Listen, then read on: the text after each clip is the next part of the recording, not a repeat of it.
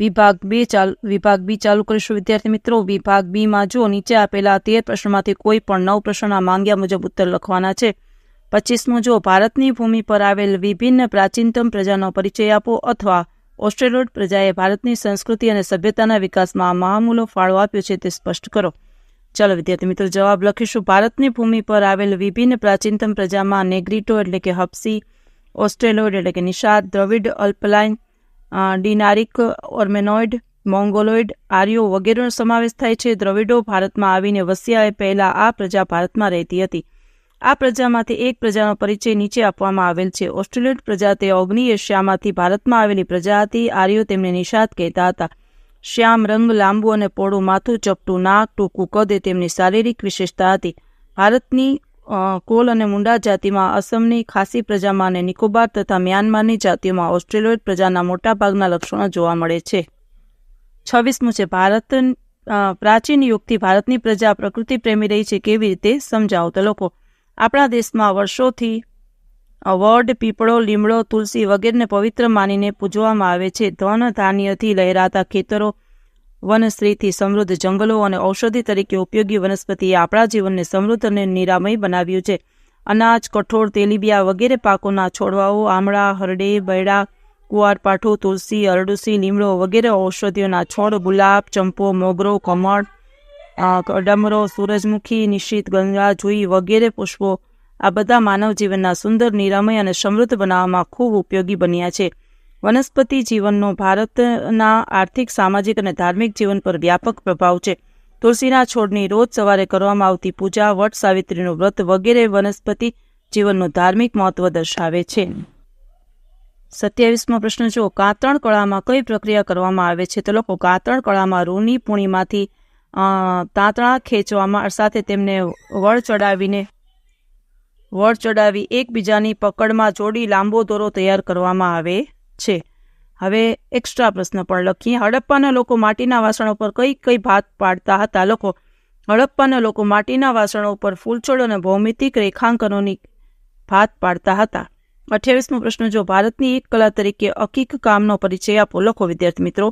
અકીક ભારતની કેટલીક નદીઓના ખીણ પ્રદેશોમાંથી મળી આવતો કિંમતી પથ્થર છે। નદીઓના ખીણ પ્રદેશોમાંથી મળી આવતા ચકમક, કાર્નિનિયન, અર્ધપારદર્શક, સુંદર રાતો પથ્થર વગેરે પથ્થરોમાં અકીક મુખ્ય છે।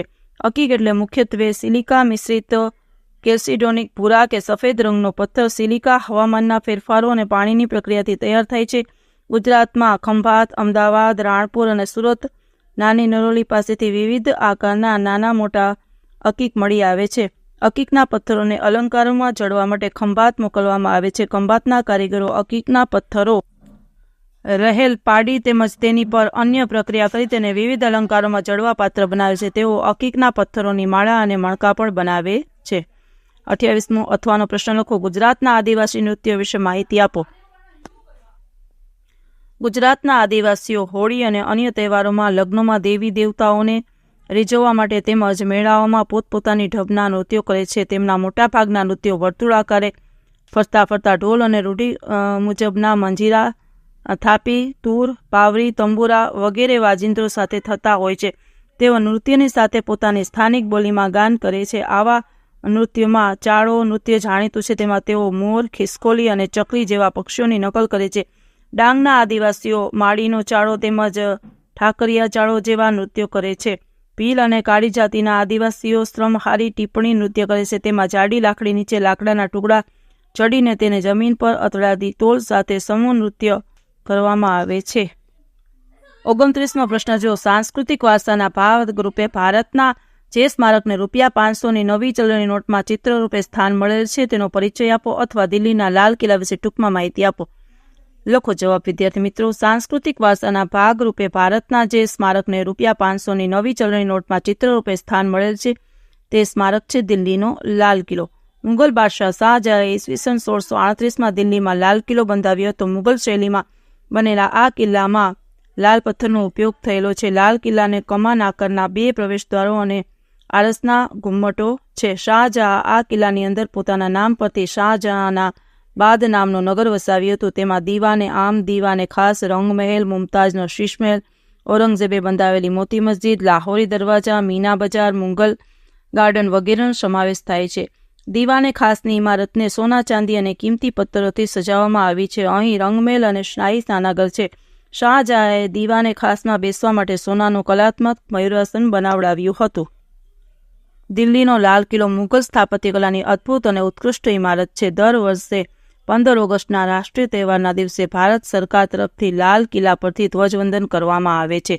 30મો પ્રશ્ન લખો. તાજમહલ વિશે ટૂંક નોંધ લખો.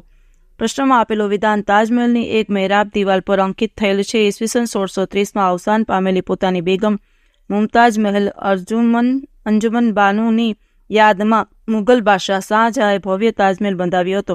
તે આગ્રામાં યમુના નદીની દક્ષિણે આવેલો છે. શાહજહાંએ ભારતીય, ઈરાની, અરબી, તુર્કી અને યુરોપીય કુશળ શિલ્પીઓ રોકીને તાજમહેલનું નિર્માણ કરાવ્યું હતું. દુનિયાના અદ્વિતીય મકબરાઓમાં તેની ગણના થાય છે. એ સમયમાં તેના બાંધકામમાં ₹4.5 કરોડ કરતાં વધુ ખર્ચ થયો હતો. તાજમહેલની મુખ્ય વિશેષતાઓ નીચે પ્રમાણે છે. તાજમહેલ વિશ્વની 7 અજાયબીઓ પૈકીની એક છે. તાજમહેલનું નિર્માણ સંગેમરમરના ચબૂતરા ઉપર થયેલું છે. તાજમહેલ ઉપરથી દક્ષિણ દિશા તરફ લંબચોરસ આકારે વિસ્તરેલો છે. તાજમહેલનું પ્રવેશદ્વાર આકર્ષક છે. તેની મધ્યમાં ઊંચો ઘુમ્મટ છે તેમજ તેના 4 ખૂણા પર નાના ઘુમ્મટ છે. તાજમહેલની મધ્યમાં મુમતાજની કબર છે. કબરની આજુબાજુ ખૂબ જ સુંદર કલાત્મક અષ્ટકોણીય જાળી છે.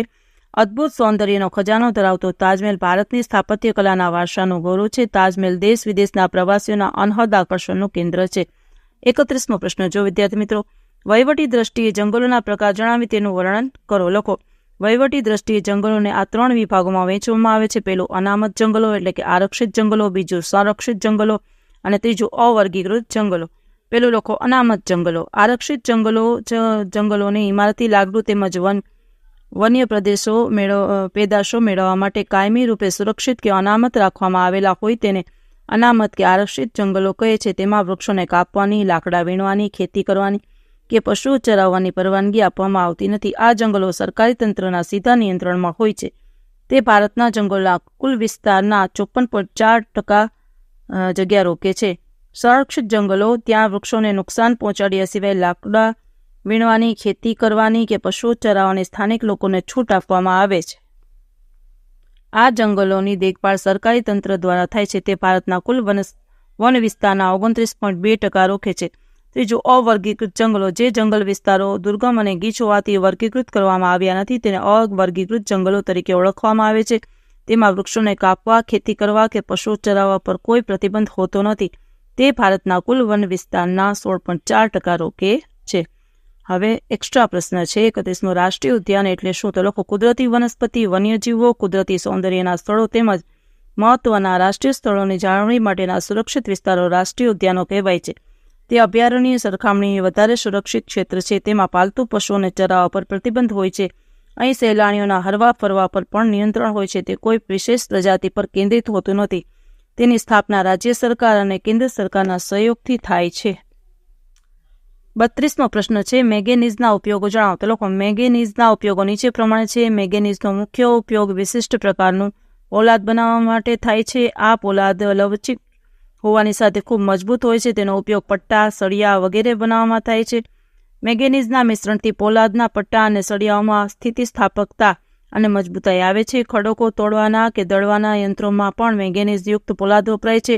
તે ઘસારા સામે ટકી શકે છે. મેંગેનીઝનો ઉપયોગ ઘણા ઉદ્યોગોમાં થાય છે. મુખ્યત્વે રસાયણ ઉદ્યોગો તેમજ બ્લીચિંગ પાવડર, કીટકનાશકો, સૂકી બેટરી, ટાઇલ્સ વગેરે બનાવવામાં થાય છે. આ ઉપરાંત મેંગેનીઝ ચામડાના ઉદ્યોગો, કાચ ઉદ્યોગો, દીવાસળી ઉદ્યોગ, ફોટોગ્રાફી વગેરે ઉદ્યોગોમાં ઘણું ઉપયોગી છે. ચિનાઈ માટીના વાસણો અને રંગીન ઈંટો બનાવવામાં તે ઘણું ઉપયોગી છે. 32મો પ્રશ્ન છે. આધુનિક યુગને ખનિજ યુગ કહે છે. શા માટે? લખો. માનવીની લગભગ બધી પ્રવૃત્તિઓ સાથે ખનિજોમાંથી બનાવેલા સાધનો સંકળાયેલા છે. નાની ટાંકણીથી માંડી વિરાટ કદના યંત્રો, વાહનો વગેરે ખનિજોમાંથી બને છે. ઔદ્યોગિક ક્રાંતિ પછી ખનિજોનું મહત્વ ઘણું બધું વધી જાય છે. આજના તમામ વિકસિત રાષ્ટ્રો ખનિજોના વૈવિધ્ય અને સમૃદ્ધિ તથા તેના ઉપયોગ માટે આધુનિક જ્ઞાન અને તકનીકી વિકાસના કારણે સમૃદ્ધ થયા છે. તેથી આધુનિક યુગને ખનિજ યુગ પણ કહેવામાં આવે છે. 33મો. બાયોગેસ વિશે ટૂંક નોંધ લખો. બાયોગેસ ઉર્જા શક્તિ મેળવવાનું બિનપરંપરાગત સાધન છે. ખેતરનો કચરો, નકામા કૃષિ પદાર્થો, ખાંડના કારખાનાનો કચરો, છાણ, માનવ મળ, મૂત્ર વગેરેને કોવડાવી તેમાંથી મેળવવામાં આવતો ગેસ બાયોગેસ કહેવાય છે. તે બેક્ટેરિયાની મદદથી રાસાયણિક પ્રક્રિયા દ્વારા બને છે. તેમાંથી મિથેન વાયુ છૂટો પડે છે. તે દહનશીલ વાયુ છે. બાયોગેસ મેળવી લીધા પછી વધેલા કચરાનો વિષાણુ વગરનું કિંમતી ખાતર બને છે. ફક્ત છાણમાંથી તૈયાર થતા ગેસને ગોબર ગેસ કહે છે. બાયોગેસ અને ખાતર બનાવવાના સાધનને બાયોગેસ પ્લાન્ટ કહે છે. ગામડાઓમાં બળતણ માટે લાખો ટન લાકડું અને છાણ વપરાય છે. તેને બદલે બાયોગેસ વપરાય તો વૃક્ષો કપાતા બચાવી શકાય અને ગામડાની સ્વચ્છતામાં વધારો થાય તેમજ તેમની ઘરેલું ઉર્જાની અછતને ઓછી કરી શકાય. ભારતમાં બાયોગેસના ઉત્પાદનમાં ઉત્તર પ્રદેશ પ્રથમ અને ગુજરાત બીજા સ્થાને છે. ભારતનો સૌથી મોટો અને આદર્શ સામૂહિક ગેસ પ્લાન્ટ બનાવવામાં આવ્યો છે. વ્યક્તિગત અને સામૂહિક રીતે બાયોગેસ પ્લાન્ટ સ્થાપીને તેનો ઉપયોગ વધારવામાં આવી રહ્યો છે. 33મો પ્રશ્ન છે, તાંબાના ગુણધર્મ અને ઉપયોગિતા જણાવો. લખો, તાંબાના ગુણધર્મો. તાંબાને ટીપીને તેને વિવિધ આકાર આપી શકાય છે. તે વિદ્યુતની સુવાહક ધાતુ છે. તેમાં મિશ્રણ થવાનો ગુણ છે. તાંબામાં કલાઈ ઉમેરવાથી કાંસુ બને છે અને તેમાં જસત ઉમેરવાથી પિત્તળ બને છે. તાંબાના ઉપયોગો વીજળીના સાધનોમાં તેમજ ટેલિફોન, રેડિયો, ટેલિવિઝન, રેફ્રિજરેટર અને એર કન્ડિશનર વગેરે બનાવવામાં તાંબાનો ઉપયોગ થાય છે. તાંબાનો ઉપયોગ વાસણો, સુશોભનના સાધનો, સિક્કા, છાપકામ, આના બીબા, રંગીન કાચ, જંતુનાશક દવાઓ, સ્ફટિક પદાર્થો વગેરે બનાવવા માટે થાય છે. 34મો પ્રશ્ન છે, મને ઓળખો. પેલો, મને ભારતની સિલિકોન વેલી કહે છે અને બીજું, મને સનરાઇઝ ઇન્ડસ્ટ્રી પણ કહે છે. તો લખો વિદ્યાર્થી મિત્રો, ઇલેક્ટ્રોનિક્સ ઉદ્યોગના વિકાસ માટે બેંગલુરુમાં સોફ્ટવેર પાર્ક, વિજ્ઞાન પાર્ક અને પ્રાયોગિકી પાર્ક બનાવવામાં આવે છે. જે રીતે યુએસએમાં કેલિફોર્નિયાની સિલિકોન વેલી માહિતી ટેકનોલોજી ઉદ્યોગની મુખ્ય ધરી ગણાય છે, તે જ રીતે ભારતમાં બેંગલુરુ આ ઉદ્યોગની મુખ્ય ધરી ગણાય છે. તેથી બેંગલુરુને ભારતની સિલિકોન વેલી કહે છે. હવે બીજું, પ્લાસ્ટિક ઉદ્યોગને અંગ્રેજીમાં સનરાઇઝ ઇન્ડસ્ટ્રી પણ કહે છે. 35મો પ્રશ્ન, પર્યાવરણીય અતિક્રમણને રોકવાના ઉપાયો. તો લખો, પર્યાવરણીય અતિક્રમણને રોકવાના ઉપાયો નીચે મુજબ છે. ઔદ્યોગિક વિકાસનું યોગ્ય આયોજન અને ઉપકરણોની ગુણવત્તા, પ્રદૂષણ ફેલાવતા ઉદ્યોગોને રહેણાંક વિસ્તારથી દૂર યોગ્ય સ્થાને સ્થાપીને સારા યંત્રો અને ઉપકરણો વસાવીને તથા તેમનું કુશળ સંચાલન કરીને પ્રદૂષણ ઘટાડી શકાય છે. ઈંધણની યોગ્ય પસંદગી અને તેના ઉચિત ઉપયોગથી હવા પ્રદૂષણ ઓછું કરી શકાય છે. દાખલા તરીકે ઉદ્યોગોમાં કોલસાની જગ્યાએ ખનિજ તેલના ઉપયોગથી ધુમાડો રોકી શકાય છે. હવામાં ઉત્સર્જિત થતા પ્રદૂષકોને ફિલ્ટર, પ્રિઝર્વેટિવ અને સ્ક્રબર જેવા સાધનોની મદદથી હવામાં જતા રોકી શકાય છે. ઉદ્યોગો દ્વારા પ્રદૂષિત જળને નદીઓમાં છોડતા પહેલા તેનું શુદ્ધિકરણ કરવાથી જળ પ્રદૂષણ ઘટાડી શકાય છે. જમીન અને ભૂમિનું પ્રદૂષણ નિયંત્રિત કરવા માટે 3 પદ્ધતિઓ મહત્વની છે. પહેલો, વિભિન્ન સ્થળોથી કચરો એકઠો કરવો. પુનઃચક્રીય કચરાને અલગ પાડી તેને ઉપયોગી બનાવવો. અને ત્રીજું, બાકીના કચરાને જમીન ભરણી માટે વાપરી તેનો નિકાલ કરવો. 36મો પ્રશ્ન છે, નક્સલવાદી આંદોલન વિશે નોંધ લખો. નક્સલવાદી આંદોલન અંગેની મુખ્ય બાબતો નીચે પ્રમાણે છે. ચીનમાં માઓ ત્સે તુંગની નેતાગીરી હેઠળ થયેલી સામ્યવાદી ક્રાંતિમાંથી પ્રેરણા મેળવીને ભારતમાં નક્સલવાદી આંદોલન શરૂ થયું છે. આ ઉગ્રવાદી વિચારધારણા નક્સલવાદ કહેવાય છે કારણ કે તેનો ઉદ્ભવ પશ્ચિમ બંગાળના નક્સલવાદી વિસ્તારથી થયો હતો. ઈસવીસન 1967માં પશ્ચિમ બંગાળમાં 4 મજમુદાર નેતૃત્વ નીચે નક્સલવાદી આંદોલન શરૂ થયું હતું. ત્યાર પછી આ આંદોલન ઓડિશા, આંધ્રપ્રદેશ, કેરળ, ત્રિપુરા, છત્તીસગઢ, ઝારખંડ, મધ્યપ્રદેશ વગેરે રાજ્યોના પહાડી અને જંગલ વિસ્તારમાં પ્રસર્યું છે. આજે ભારતના 13 રાજ્યો નક્સલવાદના પ્રભાવ હેઠળ છે. નક્સલવાદી આંદોલનમાં પીપલ્સ વોટ ગ્રુપ PWG અને માઓવાદી સામ્યવાદી કેન્દ્ર MCC નામના 2 મુખ્ય સંગઠનો છે. નક્સલવાદી બળવાખોરો લૂંટફાટ, અપહરણ, હિંસા, હુમલા, બોમ્બ વિસ્ફોટ જેવી હિંસાત્મક પ્રવૃત્તિઓ કરે છે. તેમની પ્રવૃત્તિઓ મુખ્યત્વે રાજ્ય સરકારની શાસન વ્યવસ્થા સામે છે. 36મો પ્રશ્ન છે, આતંકવાદ એટલે શું? જે લોકો પોતાનો રાજકીય કે ધાર્મિક હેતુ સિદ્ધ કરવા માટે શાસ્ત્રો વડે ત્રાસ આપવાની પદ્ધતિ અપનાવી લોકોમાં ભય, ત્રાસ, હિંસા, અસલામતી કે અરાજકતા ફેલાવે છે તેઓ આતંકવાદીઓ કહેવાય છે. તેમણે ઊભું કરેલું વાતાવરણ આતંકવાદ કહેવાય છે. આતંકવાદ થોડાક લોકો દ્વારા સંગઠિત, આયોજિત અને ઇરાદાપૂર્વક કરવામાં આવતું અનૈતિક અને ભયજનક હિંસાત્મક કૃત્ય છે. 37મો પ્રશ્ન જુઓ, જમ્મુ કાશ્મીરના અનેક પંડિત કુટુંબોને વતન છોડીને શા માટે સ્થળાંતર કરવું પડ્યું છે? તો લોકો, સીમા પારથી તાલીમ અને અતિ આધુનિક શસ્ત્રો સાથે ઘૂસણખોરી કરતા આતંકવાદીઓએ જમ્મુ કાશ્મીરમાં હત્યા, અપહરણ, બોમ્બ વિસ્ફોટ વગેરે દ્વારા ક્રૂર આતંક ફેલાવીને લોકોને ભયભીત કરી દીધા છે. આથી જમ્મુ કાશ્મીરના અનેક પંડિત કુટુંબોને વતન છોડીને સ્થળાંતર કરવું પડ્યું છે.